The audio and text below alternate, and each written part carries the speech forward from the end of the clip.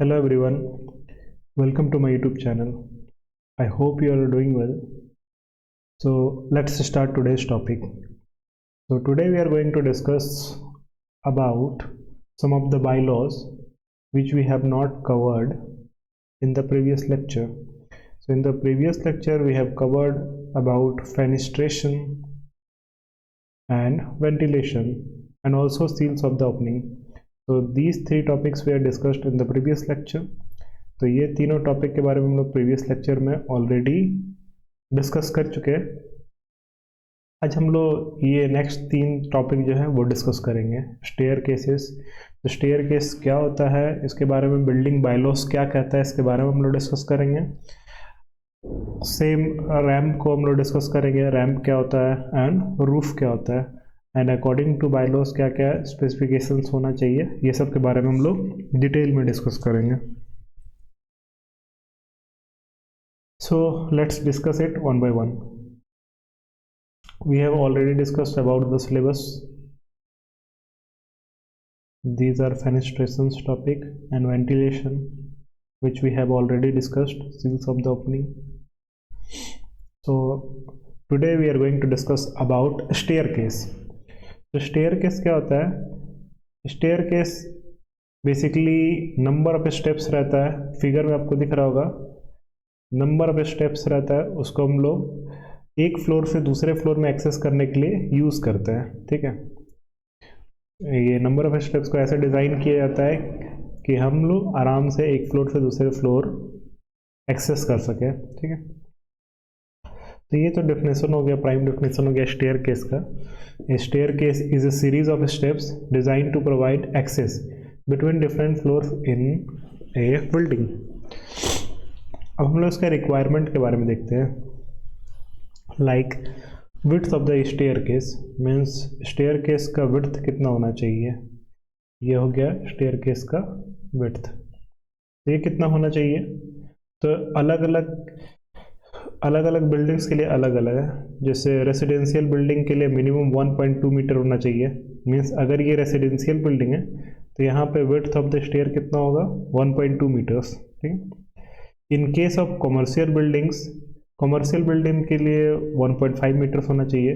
अगर commercial building रहता है जैसे कि शॉप वगैरह रहता है, मॉल्स रहता है, तो उस केस में ये जो विड्थ है वो वेरी करता है, वो मिनिमम 1.5 मीटर रहता है in case of commercial buildings.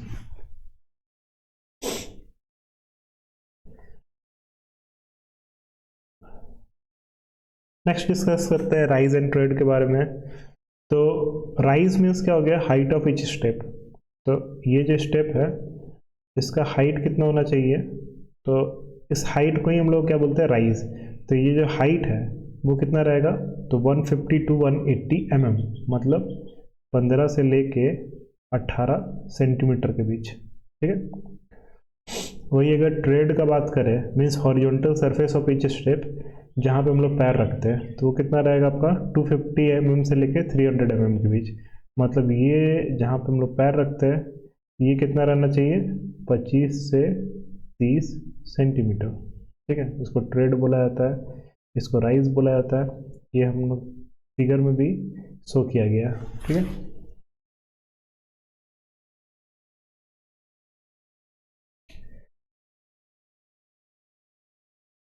Next आगे देखते हैं लैंडिंग के बारे में। तो लैंडिंग क्या होता है, ये जो हॉरिजॉन्टल प्लेटफॉर्म है बिटवीन द स्टेयर्स, इसी को हम लोग क्या बोलते हैं, लैंडिंग। ठीक है, तो लैंडिंग का मिनिमम विड्थ कितना होना चाहिए, तो मिनिमम विड्थ जितना आपका स्टेयर का विड्थ है उतना ही आपका लैंडिंग का भी विड्थ होता है। इसको हम लोग प्लान बना के समझते हैं। जैसे अगर हम लोग प्लान बनाएं कोई स्टेयर केस का, तो इस टाइप का स्टेयर केस ऊपर से देखने में कैसा लगेगा, कुछ इस टाइप का लगता है। फिर यहाँ पे सीरीज ऑफ स्टेप्स रहेगा।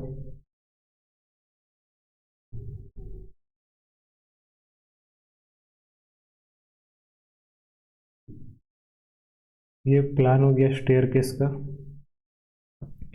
यहाँ से अप है, ऊपर चढ़ रहे हैं हम लोग, और यहाँ से भी अप है, एरो का डायरेक्शन से शो कर रहा है। तो ये जो है ये हो गया लैंडिंग।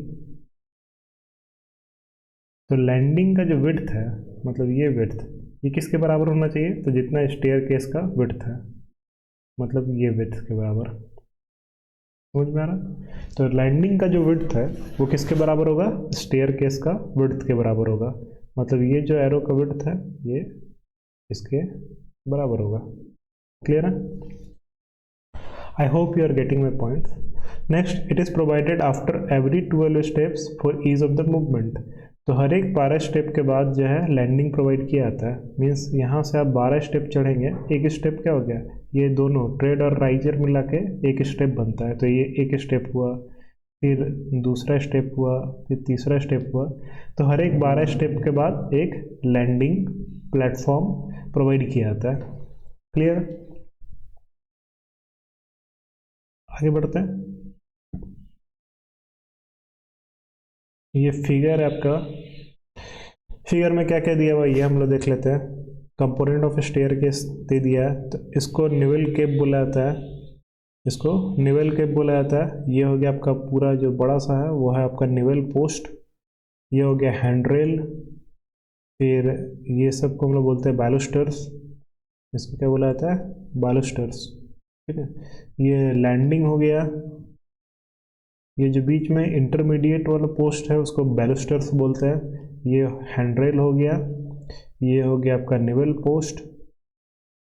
ऊपर का जो है निवेल केप है। बाकी ये सॉफिट क्या हो गया? Under side of the staircase. Under side of the staircase. Stringer क्या होता है?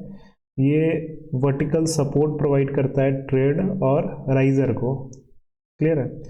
फिर यहाँ पे देखिए नोजिंग हो गया। थोड़ा सा हम लोग सीढ़ी में आगे हल्का बुल नोज टाइप का प्रोवाइड करते हैं। ऐसे इसलिए प्रोवाइड करते हैं ताकि कोई एक्सीडेंट भी हो तो हम लोग को चोट वगैरह ना आए। इसको नोजिंग बोलते हैं। स्कोटिया इसका अंडर साइड होता है जो कि नोजिंग को सपोर्ट करता है। ठीक है। ये सब हो गया कंपोनेंट ऑफ स्टेयरकेस। क्लियर है? अब आगे हम लोग देखते हैं। हैंडरेल जो है, हैंडरेल मैंडेटरी होता है on one side in residential building. अगर आप रेसिडेंशियल बिल्डिंग बना रहे हैं तो एक साइड तो जनरली वॉल रहता है, दूसरे साइड हैंडरेल प्रोवाइड करना मैंडेटरी होता है रेसिडेंशियल बिल्डिंग में। मतलब एक साइड हैंडरेल जरूरी होता है। ठीक है। अगर हम लोग कॉमर्शियल या फिर पब्लिक बिल्डिंग का बात करें तो आप दोनों साइड हैंडरेल प्रोवाइड करेंगे। ये आपका बायलॉज कहता है। ठीक है। हैंडरेल का मिनिमम हाइट आपका 0.9 मीटर होना चाहिए from the trade level. Means ये जो फिगर है यहाँ पे जो हैंडरेल आपको प्रोवाइड किया गया है ये हाइट जो है कितना होना चाहिए? Minimum 0.9 metre. क्लियर है? यहाँ पे भी शो कर सकते हैं। ये हैंडरेल है तो ये आपका 0.9 मीटर होना चाहिए। क्लियर है? हेडरूम जो है, हेडरूम मीन्स हो गया मिनिमम क्लियरेंस कितना प्रोवाइड कर रहा है अबव स्टेयर्स। तो स्टेयर मीन्स हर एक स्टेप में, जैसे कि कोई इंसान चढ़ रहा है तो ये जो आपका ऊपर का फ्लोर, ऊपर का सीलिंग जो है उससे लेके जो वर्टिकल डिस्टेंस है हर एक स्टेप का, उसी को हम लोग बोलते हैं हेडरूम। ठीक है। तो मिनिमम क्लियरेंस है वही ये आपका हेडरूम है। अगर कोई इंसान सामान लेके चढ़ रहा है, ठीक है, कोई इंसान है ये अगर कुछ सामान लेके चढ़ रहा है तो उसका सर टकरा नहीं जाना चाहिए ऊपर। तो मिनिमम क्लियरेंस हम लोग हर एक जगह मिनिमम प्रोवाइड करते हैं 2.1 मीटर। ठीक है। मिनिमम क्लियरेंस कितना प्रोवाइड करते हैं? 2.1 मीटर रहना ही चाहिए, इससे कम नहीं होना चाहिए।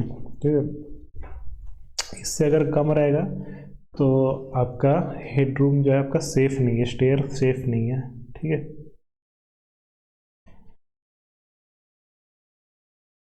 हेडरूम मीन्स हो गया सिंपल मिनिमम क्लियरेंस जो कि हम लोग अबव द स्टेयर्स हम लोग प्रोवाइड करते हैं। तो ये हर एक स्टेप में है। यहाँ पे स्टेप है तो यहाँ पे अगर कोई इंसान चढ़ा है तो मिनिमम हेडरूम 2.1 मीटर यहाँ से भी होना चाहिए। मतलब मिनिमम क्लियरेंस 2.1 मीटर होना ही चाहिए। अगर इस स्टेप में चढ़ा है इंसान तो मिनिमम हेडरूम 2.1 मीटर होना ही चाहिए। तो सबसे कम क्लियरेंस आपका ऊपर ही शो होगा तो यहाँ पे आपका 2.1 मीटर मिनिमम क्लियरेंस होना ही चाहिए। ठीक है। नेक्स्ट है लाइटिंग एंड वेंटिलेशन। तो लाइटिंग एंड वेंटिलेशन में क्या बताया गया कि staircase must be well lit, preferably natural light during the day. तो स्टेयर केसेस में आपका वेंटिलेशन और विंडो वगैरह प्रोवाइडेड रहना चाहिए जहाँ पे आपका लैंडिंग रहता है, ताकि साफ सुथरा, ताकि स्टेयर केस आपको दिखे, ठीक है। दिन के समय में आपको लाइट ना जलाना पड़े, क्लियर है। And adequate ventilation to prevent suffocation in emergency situations. तो इमरजेंसी सिचुएशन अगर ऐसा कुछ आता है, जैसे आग वगैरह लग गया या फिर कुछ ऐसा आ रहा है, तो उस केस में एडिक्वेट मतलब सफिशिएंट अमाउंट में वेंटिलेशन होना चाहिए, ताकि एयर फ्लो अच्छा से हो, एयर का सर्कुलेशन अच्छा से हो और सफोकेशन ना हो, ठीक है। तो यहाँ पे हम लोग क्या समझे, स्टेयरकेस में आपका विंडोज़ और वेंटिलेशन होना चाहिए ताकि वो नेचुरल लाइट आराम से आए और दिन के समय में आपको स्टेयरकेस दिखे, ठीक है, without any help of light.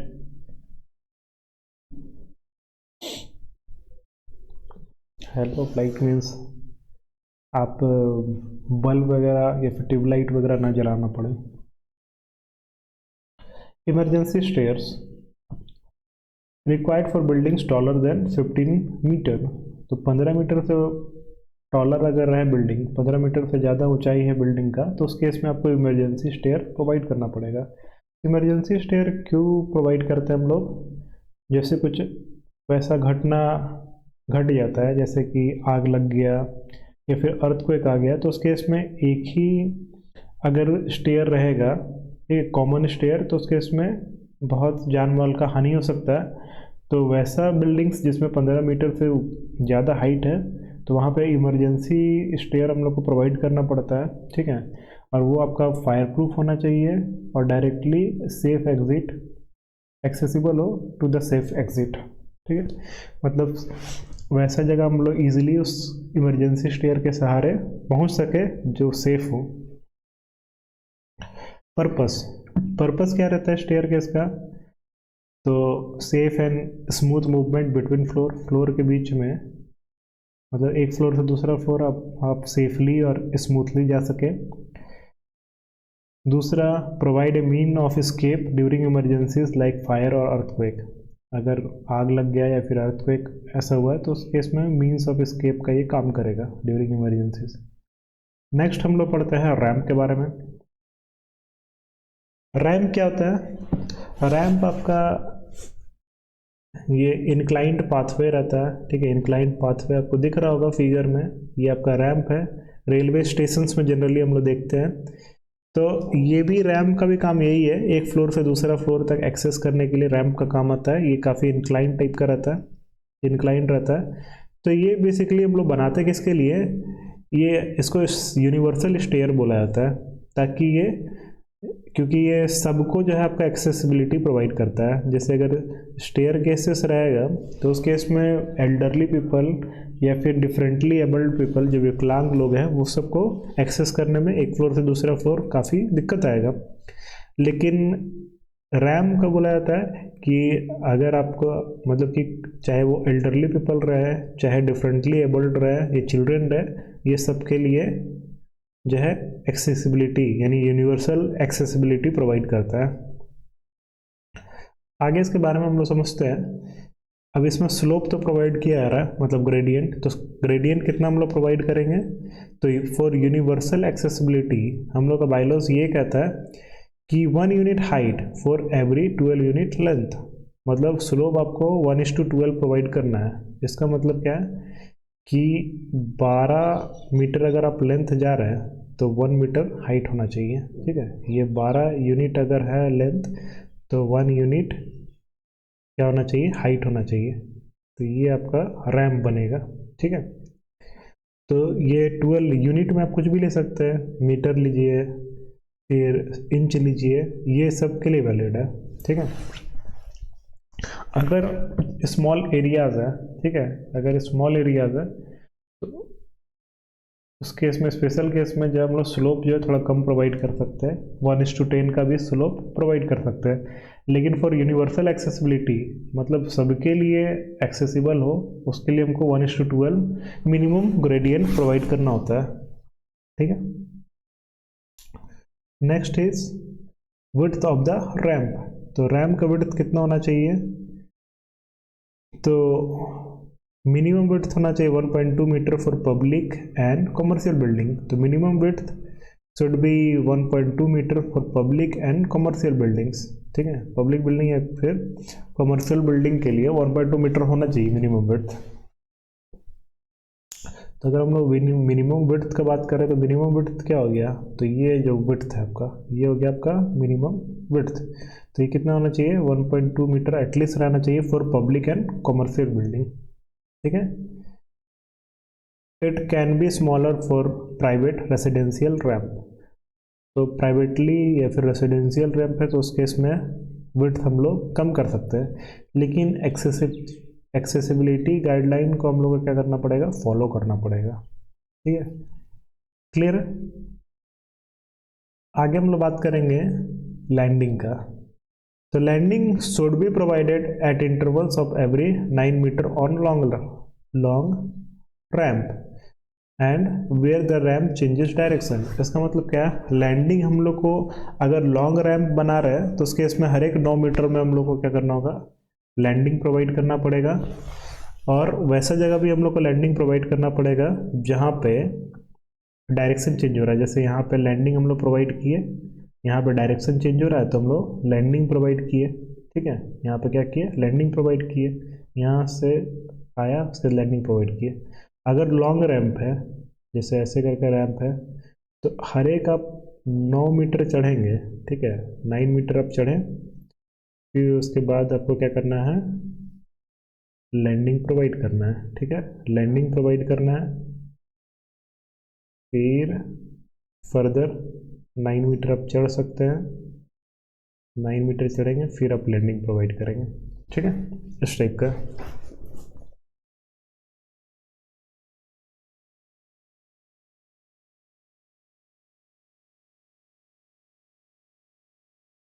अब नेक्स्ट है लैंडिंग विड्थ जो है, it should be equal to और greater than the width of the ramp. तो रैम्प का जो विड्थ है, ठीक है, उससे लैंडिंग विड्थ बराबर भी हो सकता है और उससे ज़्यादा भी हो सकता है। क्लियर है? जैसे ये जो लैंडिंग है, इसका जो विड्थ है, ये जो विड्थ है, ये इस विड्थ से ज़्यादा भी हो सकता है और बराबर भी हो सकता है। ठीक है। अब सरफेस का भी हम लोग बात करेंगे। ठीक है, सरफेस का बात करेंगे तो लैंडिंग जो हम लोग प्रोवाइड कर रहे हैं वो उस सरफेस जो है आपका क्या होना चाहिए? नॉन स्लिप होना चाहिए, ताकि एक्सीडेंट वगैरह ना हो। ठीक है, तो ये सरफेस जो है ये आपका क्या होना चाहिए? नॉन स्लिप वाला होना चाहिए। And textured finishes are preferred for better traction during rain और वेट कंडीशंस। ठीक है, और इसमें कुछ टेक्सचर वगैरह बना होना चाहिए ताकि बेटर ट्रैक्शन हो सके during rain and wet conditions. जब भींगा हुआ हो या फिर पानी बरसा हो रहा हो तो उसमें टेक्सचर कुछ बना हुआ होना चाहिए ताकि स्लिप ना हो और बेटर ट्रैक्शन मिले हम लोग को। ठीक है, अब इसमें भी हम लोग को हैंडल प्रोवाइड करना है। ठीक है, हैंडल प्रोवाइड करना है। तो handle must be provided on both side of the ramp for safety. तो हैंडल हम लोग को दोनों साइड में प्रोवाइड करना है। जैसे स्टेयर केस में हम लोग प्रोवाइड करते थे ना, रेसिडेंशियल में एक साइड में काम चल जाता था, कॉमर्शियल और पब्लिक में दोनों साइड में करना पड़ता था, लेकिन यहाँ पे ऐसा कुछ नहीं है। हैंडल यहाँ पे दोनों साइड प्रोवाइड करना काफ़ी ज़रूरी है। ठीक है, plus height of the handle should be 0.8 to 0.9 metre above the ramp surface. तो हाइट ऑफ हैंडल 0.8 से 0.9 मीटर होना चाहिए। अब हम लोग थोड़ा पर्पस देख लेते हैं। हैंडल कितना? 0.8 से 0.9 मीटर होना चाहिए। चलिए, पर्पस क्या है हैंडल प्रोवाइड करने का, सॉरी रैम प्रोवाइड करने का? तो it ensures universal accessibility, means सभी को जो है वो एक्सेसिबिलिटी प्रोवाइड करता है। मतलब एक फ्लोर से दूसरा फ्लोर जाने के लिए, चाहे वो एल्डरली पीपल हो चाहे डिफरेंटली एबल्ड हो, जो विकलांग होता है, ठीक है, चाहे चिल्ड्रन हो या फिर कोई भी इंसान हो, तो वो यूनिवर्सल एक्सेसिबिलिटी प्रोवाइड करता है, particularly for wheelchair users and elderly, ठीक है। It provides an alternative to stairs, staircase का अल्टरनेटिव भी है ये, for moving goods, trolleys and heavy items in public and commercial space. तो अगर हम लोग को ट्रॉली या फिर कुछ गुड्स को ले जाना है एक जगह से दूसरा जगह, या फिर कुछ हैवी आइटम है, तो पब्लिक या कॉमर्शियल स्पेस में ये अल्टरनेटिव का काम करता है। ऑब्वियसली ट्रॉली या फिर गुड्स को ये रैंप के थ्रू ले जाना काफ़ी इजी होता है, ठीक है। नेक्स्ट हम लोग मूव करेंगे रूफ की तरफ, ठीक है। आइए रूफ के बारे में समझते हैं। तो रूफ तो क्या हो गया, रूफ मीन्स छत हो गया। तो छत का मेन काम क्या होता है, सबसे अपर मोस्ट कवरिंग है बिल्डिंग का, और ये क्या करता है, प्रोटेक्ट करता है पूरा बिल्डिंग को from weather conditions like rain, sunlight and wind, ठीक है। हवा से भी बचाता है, सनलाइट से बचाता है, रेन से बचाता है। तो रूफ का यही काम हो गया। तो रूफ क्या हो गया, uppermost covering of the building that protect against weather conditions like rain, sunlight and wind. तो ये आपका हो गया रूफ।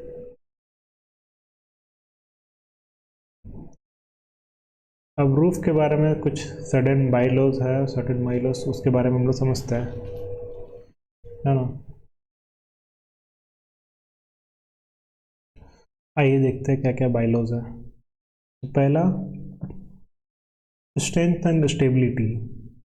स्ट्रेंथ एंड एबिलिटी में क्या कहा जा रहा है, it must withstand live load, dead loads and weather forces. तो रूफ आपका कुछ इस टाइप का होना चाहिए कि वो लाइव लोड को भी ले सके, ठीक है, डेड लोड को भी आराम से विथस्टैंड कर पाए, एंड वेदर फोर्स मतलब जो वेदर है, जैसे रेन हो गया, सनलाइट हो गया, विंड हो गया, ये सब जो फोर्सेस लगाता है उसको भी आराम से विथस्टैंड कर पाए, ठीक है। तो रूफ हमेशा ड्यूरेबल मटेरियल से बना होना चाहिए, जैसे आरसीसी हो गया, स्टील हो गया, तो ये सब ड्यूरेबल मटेरियल है, इससे बना हुआ होना चाहिए।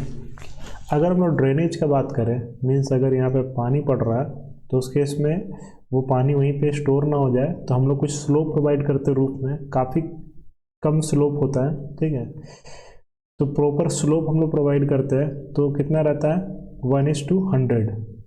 इसका मतलब क्या है कि अगर इंच में हम लोग बात करें तो 100 इंच में 1 इंच जो है आपका क्या होना चाहिए, डाउन होना चाहिए, स्लोप होना चाहिए। ऐसे जैसे ये रूफ है, तो ये कुछ इस टाइप का स्लोप होना चाहिए। तो ये 100 अगर इंच है, ठीक है, तो ये क्या होगा, 1 इंच होना चाहिए। इस टाइप का हम लोग स्लोप प्रोवाइड करते हैं, ताकि वाटर जो है रेनिंग वगैरह होगा तो ये आराम से ड्रेन होके एक साइड आ जाए, ठीक है। उसके बाद क्या करते हैं हम लोग, ड्रेन पाइप वगैरह डालते हैं, ठीक है, और एफिशिएंट रेन वाटर डिस्चार्ज। तो यहाँ पे जहाँ पे एक्यूमुलेट हो रहा है वाटर, वहाँ से हम लोग ड्रेन पाइप डाल देते हैं, ताकि आराम से पानी जो है वो नीचे आ जाए। देखिए यहाँ पे ड्रेन पाइप डाला हुआ है, ये फिगर आपको दिख रहा होगा, ये आपका ड्रेन पाइप है,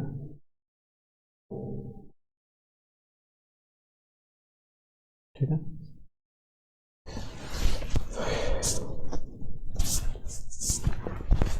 क्लियर है। आगे हम लोग वाटर प्रूफिंग का बात करते हैं। तो रूफ जो है वो हमेशा लीक प्रूफ, उसमें लेयर जो है डाला हुआ होना चाहिए। तो मीन्स रूफ जो है उसका, उसमें आपका कोई भी आपका वाटर कवरिंग मटेरियल, ठीक है, वाटर प्रूफ मटेरियल या फिर लीक प्रूफ लेयर जो है डाला हुआ होना चाहिए। तो किससे डालते हैं हम लोग, जैसे बिटुमिन हो गया, ये आपका लीक प्रूफ लेयर है, पॉलीमर हो गया, पॉलीमर मेम्ब्रेन। तो इससे क्या होता है कि ये सीपेज नहीं हो पाता, मतलब पानी जो है वो आपके बिल्डिंग में रूफ के थ्रू नीचे नहीं जा पाता है। तो हम लोग को हमेशा उसका कवरिंग में, मतलब कि एक रूफ के ऊपर लीक प्रूफ कवरिंग डाला हुआ रहना चाहिए, ठीक है। नेक्स्ट थर्मल इंसुलेशन का बात करेंगे। तो ये जो है गर्म प्रदेश में काफ़ी ज़रूरी हो जाता है थर्मल इंसुलेशन। इसका मेन काम क्या होता है कि हम लोग वैसा कोटिंग प्रोवाइड करेंगे जो रिफ्लेक्टिव हो रूफ के ऊपर, ऐसा कोटिंग प्रोवाइड करेंगे जो रिफ्लेक्टिव हो, जो सनलाइट को एब्जॉर्ब ना करे और उसको क्या करे रिफ्लेक्ट कर दे। इंसुलेटिंग हो मीन्स वैसा मटेरियल जो हीट को जो है एब्जॉर्ब करके ट्रांसफ़र ना करे, ठीक है, नीचे। या फिर हम लोग ग्रीन रूफ प्रोवाइड करेंगे जैसे वेजिटेशन हो गया। तो इससे क्या होता है हीट एब्जॉर्ब कम कर पाता है रूफ, और नीचे जो है वो नीचे फ्लोर में जो है गर्मी वैसा नहीं लगता है, ठीक है। नेक्स्ट पैरापेट वॉल का बात करेंगे। पैरापेट वॉल का फिगर देख लीजिए। जो रूफ में हम लोग वॉल प्रोवाइड करते हैं उसको पैरापेट वॉल बोलते हैं। तो रेसिडेंशियल के लिए ये जो है पैरापेट वॉल है, ठीक है, ये सब पैरापेट वॉल है। तो रेसिडेंशियल बिल्डिंग के लिए minimum height of parapet wall कितना होगा 1 मीटर, ठीक है, दिया हुआ। रेसिडेंशियल के लिए मिनिमम हाइट क्या होगा पैरापेट वॉल का 1 मीटर, और पब्लिक बिल्डिंग के लिए मिनिमम हाइट होगा 1.2 मीटर, ठीक है। I hope you are getting my point. Now based on the fire safety, roof जो है वो आपका एनबीसी कोड हो गया, नेशनल बिल्डिंग कोड, ठीक है, वो जो भी स्पेसिफाई करता है फायर रेजिस्टेंट मटेरियल, ठीक है, वो सबको हम लोग को फॉलो करना है, वही सबको यूज़ करना है, ठीक है। Means roof must comply with the national building code for fire resistant material and safe access routes in emergencies। इसका मतलब ये है कि अगर आप चलिए ठीक है। स्टेयर केस में भी हम लोग यही चीज़ पढ़े थे कि हम लोग स्टेयर केस में फायर रेजिस्टेंट मटेरियल यूज़ करेंगे, ठीक है। अब प्लस रूफ में भी जो आपका फायर रेजिस्टेंट मटेरियल यूज़ होना चाहिए जो कि एनबीसी कहता है, ठीक है। नेक्स्ट हम लोग एक्सेसिबिलिटी का बात करेंगे। तो roof used as terraces must have safe access with staircase and handrail. तो रूफ में पहुंचने के लिए जो हम लोग स्टेयर केस वगैरह यूज़ करते हैं तो उसमें वो आपका सेफ रहना चाहिए और हैंड्रेल वगैरह उसमें प्रोवाइडेड रहना चाहिए, ठीक है। नेक्स्ट रेन वाटर हार्वेस्टिंग का हम लोग बात करेंगे। For plots larger than 300 square metre, अगर 300 स्क्वायर मीटर से बड़ा प्लॉट है आपका तो उस केस में रेन वाटर हार्वेस्टिंग सिस्टम जो है इंस्टॉल करना मैंडेटरी हो जाता है, मतलब आपको करना ही है। 300 स्क्वायर मीटर से अगर ज़्यादा है आपका प्लॉट का साइज तो उस केस में आपको रेन वाटर हार्वेस्टिंग सिस्टम लगाना जरूरी होता है। तो ये आपका फिगर दिया हुआ है roof top rain water harvesting का। तो यहाँ पे आपको दिया हुआ है, यहाँ पे ये रूफ हो गया, यहाँ पे वाटर यहाँ पे कलेक्ट हुआ, उसके बाद ये नीचे फिल्टर होके क्या हुआ, यहाँ पे एक स्टोरेज टैंक बना हुआ है, वहाँ पे क्या हुआ स्टोर हो गया। अब इसी को हम लोग इस वाटर को हम लोग यूज़ करेंगे for gardening, for toilet flushing, for car washing, for cloth washing, ठीक है। यहाँ पे फिल्टर भी हो जा रहा है। अब एक्स्ट्रा पानी जो वो ओवरफ्लो होके ग्राउंड वाटर हम लोग वेल में छोड़ देते हैं तो वो क्या करता है ग्राउंड वाटर को रिचार्ज करता है, ठीक है। तो अगर प्लॉट का साइज 300 स्क्वायर मीटर से ज़्यादा है तो उस केस में हम लोग को रेन वाटर हार्वेस्टिंग सिस्टम लगाना मैंडेटरी हो जाता है। अगर हम लोग पर्पस का बात करें, ठीक है, रूफ का क्या पर्पस है, तो सबसे पहले तो वेदर प्रोटेक्शन हो गया पहला पर्पस, तो रेन विंड और सनलाइट से हम लोग को बचाता है। फिर वाटर हार्वेस्टिंग हो गया, can be integrated with water harvesting systems, ठीक है। फिर energy efficiency, reduces heat transfer, minimising cooling cost.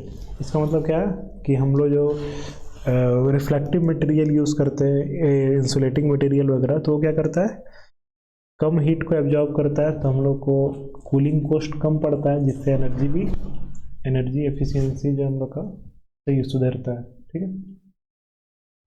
I hope you liked the lecture. This is all for today. Thank you so much, and kindly like and subscribe my channel to get more useful videos. Thank you so much.